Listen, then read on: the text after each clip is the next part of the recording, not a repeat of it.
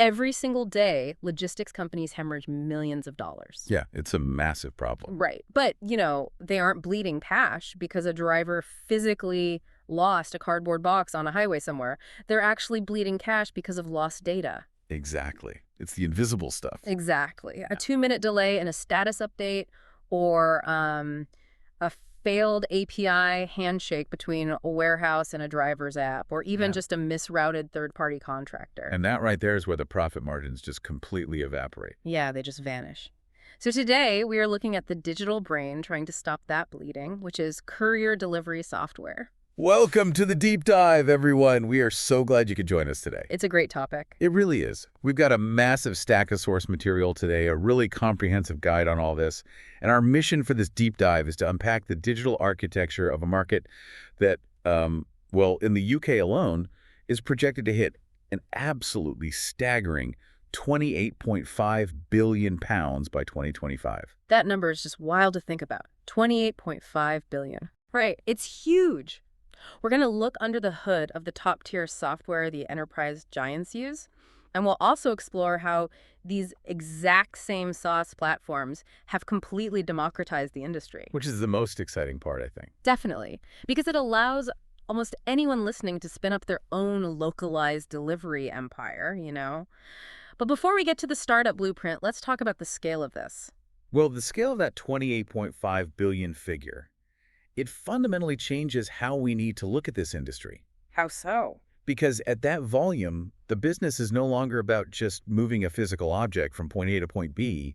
It's really an exercise in mitigating massive financial risk. Okay, that makes sense. Yeah, and managing incredibly complex data pipelines in a fiercely competitive market. So the software isn't just a helpful tool for the dispatcher anymore. I mean, it is the entire central nervous system of the operation. Okay, let's unpack this. Because if we look at the core 5-step workflow outlined in the source material, the physical journey really hasn't changed in a century, right? Right, the basic steps are pretty much the same. Yeah, it's basically dispatch, load, navigate, drop, and record. But what the source reveals is how modern courier software transforms those very basic, physical steps into a continuous real-time data feedback loop. Which is the real game changer here. It is. Step one isn't just handing a guy a clipboard anymore. It's actually generating a digital node in a central dispatch system with highly specific spatial parameters. Exactly. And then step two, the pickup, that initiates a state change in the system. Right. And then step 3 is the execution, where the software is just constantly pulling telemetry from the driver's device. Step 4 captures the proof of delivery metadata, like a photo or signature. But step 5, the sync, that seems to be where the entire game is won or lost. Yeah, the source material made a huge deal out of the sync. And for good reason. The battle here is entirely against latency. Historically, the gap between a driver dropping off a package and the central office knowing about it, well, it could be hours. Or even days, right? I remember calling companies growing up, and they had no idea where the driver was. Oh, absolutely. And that latency is just a breeding ground for human error and customer disputes. So the true architectural marvel of that 5th step, the sync back to central dispatch, is that it weaponizes the data immediately. Wow, weaponizes it. That's a strong way to put it. But it's true. It takes a purely physical action and converts it into an instant, actionable state change across the entire network. So it's like an air traffic controller, but for thousands of ground-level parcels instead of airplanes. That's a perfect analogy, actually. If a driver drops a package at the wrong geographic coordinate, the system doesn't wait for a customer to complain tomorrow. Right, because of the GPS fencing. Exactly. The GPS fencing and the photographic metadata, they flag the anomaly in real time. Which really flips the traditional model on its head. I mean, you aren't managing the driver's physical movements anymore. You're just managing the data they generate. Spot on. You are managing the data layer. But let me ask you this. Does this automated workflow entirely remove human error? Or does it just shift the responsibility to the data input at the dispatch level? If the dispatcher enters the wrong address in step 1, what happens? Well, the software will flawlessly execute that terrible mistake. Right. It'll just perfectly deliver it to the wrong house. Exactly. But because the feedback loop is instantaneous, the error is isolated and corrected before it cascades through the rest of the daily route. That real-time visibility is what allows these platforms to move beyond basic logistics. And into advanced operational leverage, like the guide talks about. Yeah. The basic workflow keeps the lights on, sure, but the advanced features are what actually protect the profit margins and build this, impenetrable wall of customer trust. Well, let's dive into those features, starting with route optimization, because I want to push back on the financial narrative presented in a lot of the marketing materials for these tools. Oh, what do you mean? Well, the sources lean really heavily on multi-stop route planners, reducing fuel costs and cutting travel time. But mathematically speaking, the traveling salesperson problem, finding the absolute shortest route between 50 different geographic nodes, Yeah, it's notoriously complex. it's incredibly complex. So are businesses really absorbing the massive overhead of integrating this software just to shave a few miles off a route to save on gas? That's a really fair question. Right. Or is the proof of delivery feature actually the biggest financial lifesaver here? Because dropping a cryptographic hash of a signature and a timestamp photo into a database instantly shuts down customer disputes over missing packages. It kills fraudulent customer chargebacks dead in their tracks, yeah. Exactly. Doesn't stopping chargebacks save significantly more capital than, a slightly tighter driving route? What's fascinating here is how both of those features, route optimization and proof of delivery, are actually serving the exact same master: Which is, expectation management. You're completely correct that proof of delivery acts as a financial firewall. It stops revenue leakage from fraudulent claims immediately, which is huge. okay, so I was right on that front. You were. But the algorithmic heavy lifting of the route optimization, that isn't just about saving fuel. It's actually about generating predictable time windows. Oh, interesting. So it's about the schedule, not just the gas. Precisely. When a system solves that complex routing math in milliseconds, it can confidently broadcast a very narrow delivery window to the end consumer. Which completely changes the customer psychology. Profoundly. I mean, think about the anxiety associated with a high-value delivery. Maybe you ordered an expensive laptop or something. Oh, yeah, you're constantly refreshing the tracking page. Exactly. The old paradigm was a black hole of information, followed inevitably by a frustrated customer tying up your support lines. Right. Where is my package? Yes, but by utilizing the telemetry from the optimized route, the software shifts from reactive damage control to proactive communication. So if a truck hits unexpected traffic, the system knows instantly. It dynamically recalculates the node arrivals and pushes an automated notification to the customer's phone. It says, the delivery window is adjusted by 15 minutes. Wow.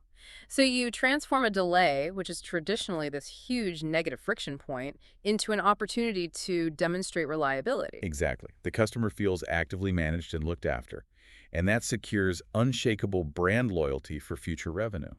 So the real return on investment on this software isn't just operational efficiency, it's the lifetime value of the customer who doesn't churn because they felt informed. That's exactly it. And it also provides tools for the drivers to manage their own expectations, right?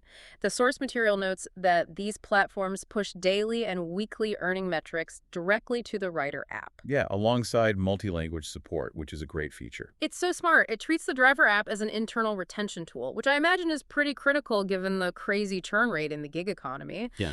It is.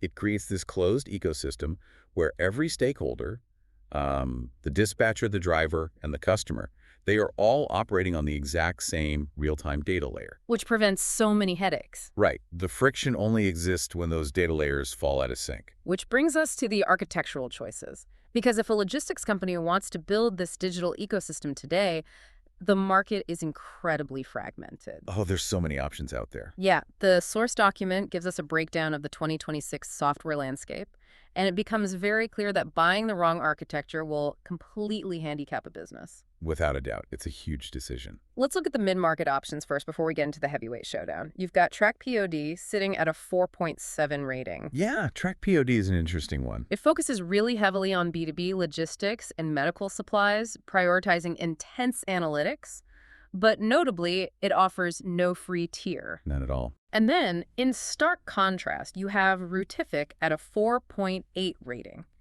It offers a 7-day free trial and a highly intuitive interface for small businesses, but it lacks built-in proof of delivery. Yeah, and that omission from Routific is actually a calculated product decision. Really? Leaving out such a major feature is intentional. Absolutely. They are targeting local, low-risk delivery networks, Maybe like a local bakery or a florist. Oh, I see, where no one is going to dispute a delivery of cupcakes. Exactly. The threat of fraudulent chargebacks is negligible for them. Their primary pain point is simply scheduling stops without needing a degree in computer science. That makes total sense. Then you scale up to Route 4 Me with a 4.5 rating, which introduces multi-depot support. Which is a massive jump in capability. Yeah, the guide says that feature fundamentally changes the routing algorithms, because now the software isn't just calculating the distance between the van and the customer. Right, it has to look at the whole inventory network. Exactly. It has to calculate which warehouse actually holds the specific inventory and match that to the driver with the closest proximity and the correct vehicle capacity. It is an entirely different level of computational complexity. It really is. But the true meat of this source document is a deep dive into two enterprise titans, OnFleet and Bring. Oh, the 2026 software showdown. Yes. The OnFleet versus Bring comparison is the perfect case study in why understanding your own specific operational model is paramount. Let's analyze OnFleet first. Let's do it. With a 4.7 rating, OnFleet absolutely dominated the testing category for ease of use and setup.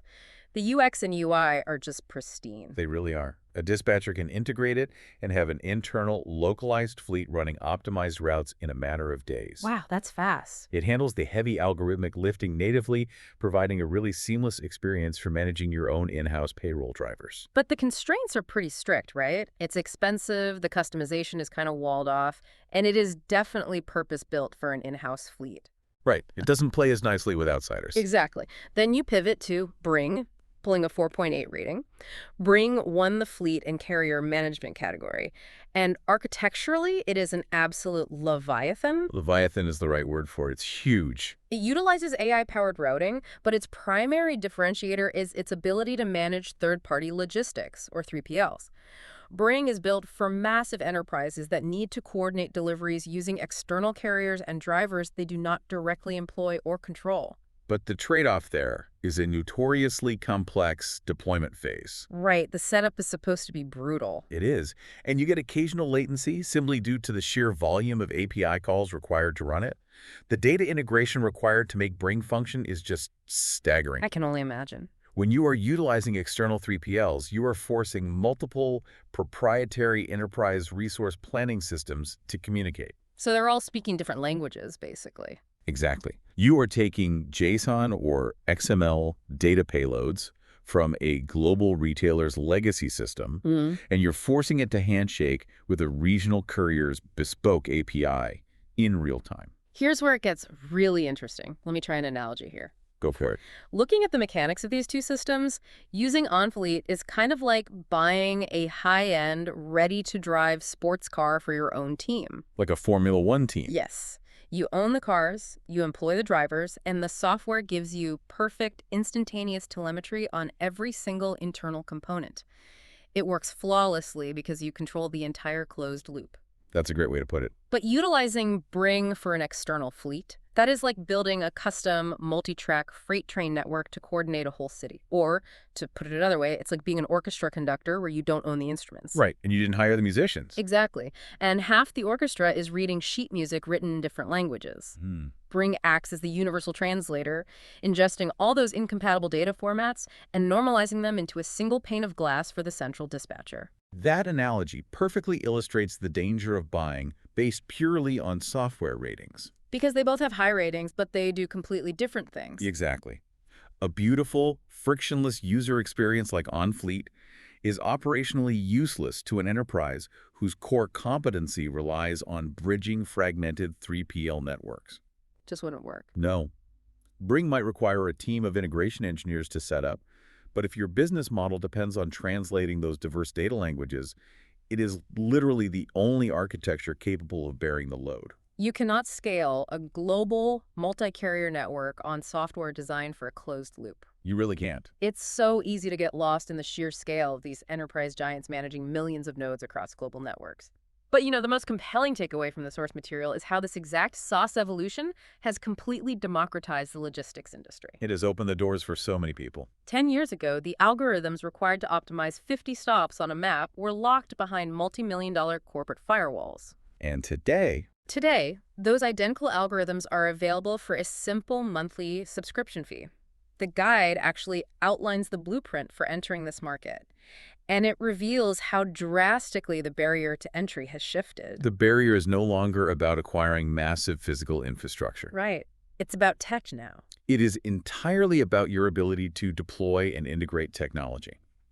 The blueprint lists the technological prerequisites, like GPS telemetry and mobile application management. And EDI, right. Critically, electronic data interchange, or EDI, yes, which is the exact protocol we just discussed that allows your small startup to seamlessly plug into the supply chain of a massive corporate retailer. Okay, let's break down the actual math of spinning up a modern courier fleet from zero, because this is where the democratization really shines for you, the listener. Let's look at the numbers. The guide provides a financial breakdown, estimating the startup cost between $5,000 and $10,000. Which is incredibly low for starting a business. It is. It categorizes the spend like this: $100 to $1,000 for licensing, then $500 to $2,000 for annual commercial insurance. Plus equipment, I assume. Yep, $500 to $2,000 for the mobile hardware, GPS, packaging supplies, and safety gear, and then a small allocation for initial marketing, about $200 to $1,000. And they point to some big names as examples of this model working, right? Yeah, it points to models like Uber Freight for optimizing logistics and DoorDash for food delivery to show how localized, optimized networks can rapidly capture market share. But if we look closely at that breakdown, there is a fundamental lesson in modern business finance hidden in the margins. Yes. The mathematical contradiction in the text, I need us to pull this apart because I spotted this right away. Oh, I was hoping you'd bring this up. The guide explicitly states that the total initial cost to start the business is capped at $10,000. Yet, in the very same section, it lists the cost of a delivery vehicle at $5,000 to $30,000 alone. The math simply does not compute. It doesn't, not unless we completely reframe how a modern logistics startup approaches capital. So, are we meant to assume the founder is leveraging asset-light strategies here, like leasing or financing the vehicle to keep those initial startup costs under the 10 grand threshold? You've hit on the most critical strategic shift for any new entrant in this space. Okay, so I wasn't just losing my mind reading that. Not at all. The contradiction in the text isn't a typo. It requires the reader to understand the difference between capital expenditure, CapEx, and operational expenditure, OpEx. Break that down for us. Sure. In the past, starting a logistics company meant dropping $30,000 in raw CapEx to purchase a van outright. Right. You just bought the van in cash. Yes. You own the asset, but your liquidity was completely wiped out on day one. Yeah. Today, surviving the startup phase is entirely an exercise in OpEx management. So keeping your monthly costs manageable. Exactly. That $5,000 to $10,000 figure is absolutely predicated on financing or leasing the vehicle. You are paying a manageable monthly operational rate rather than sinking all your capital immediately. Which means your liquidity is preserved for the tools that actually generate margin. Precisely. And this bridges perfectly back to the software architecture we were just talking about. How so? Well, when you are operating on tight leased margins and paying high commercial insurance premiums, you cannot afford a single inefficiency. Oh, I see. There's no room for error. None. You cannot afford to misroute a driver, and you certainly cannot afford the customer chargebacks from a lost package. So the software becomes your safety net. More than a safety net, it's the engine. The SaaS subscription for a platform like Routific or OnFleet might feel like an added monthly expense. Just another bill to pay. Right, but it is actually the central leverage point that keeps your overall operational costs low enough to survive. The algorithm is what allows a single leased van to operate with the efficiency of a corporate fleet. So what does this all mean for you listening? We've traced the architecture from the micro to the macro today. We covered a lot of ground. We really did. We've seen how modern courier software has completely eradicated the old analog hope it gets there mentality. It replaced it with a ruthless, highly optimized, data-driven science. It really is a science now. Yeah. It weaponizes the data sync to protect profit margins. It utilizes complex routing heuristics to minimize environmental impact and fuel costs. And it leverages proactive telemetry to engineer consumer trust. And we saw how the big players do it too. Exactly. Platforms like Bring show us how entirely disparate data systems can be forced to communicate. While the SaaS deployment model proves that the barriers to entry in a £28.5 billion market have never been lower. Provided you understand how to manage your OpEx, of course. Right, provided you lease the van. It is a masterclass in how software eats the physical world.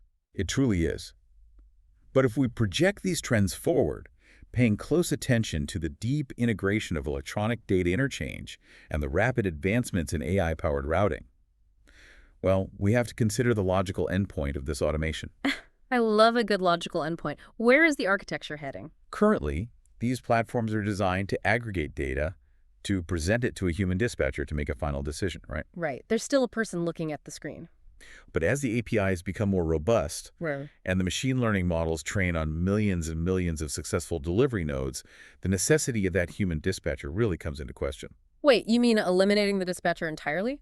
Absolutely. Think Yeah. about it. When an automated warehouse sorting system can use EDI to ping a regional carrier, negotiate the shipping rate, assign the optimized route, and dispatch the vehicle without a single human keystroke, Wow. the architecture shifts entirely. We are rapidly approaching a reality where the entire 28.5 billion pound industry is negotiated, sorted, and routed completely machine to machine in milliseconds. Before a human driver ever even touches a box. That is a staggering implication. It really is. The software stops being a tool for the dispatcher and simply becomes the dispatcher. I mean, the only human left in the entire logistics loop would be the person turning the steering wheel. And depending on the trajectory of autonomous vehicle tech, their days might be numbered as well. Oh man, don't even get me started on autonomous delivery drones. That's a deep dive for another day. Fair enough. But it's true. The invisible systems governing our physical world are evolving faster than we can track them. They really are. So next time you open your front door and find that cardboard box sitting perfectly on your welcome mat, take a moment to consider the massive, silent, digital negotiation that took place just to put it there. Thank you all for joining us on this deep dive. Keep questioning the invisible architecture around you, and we will catch you next time.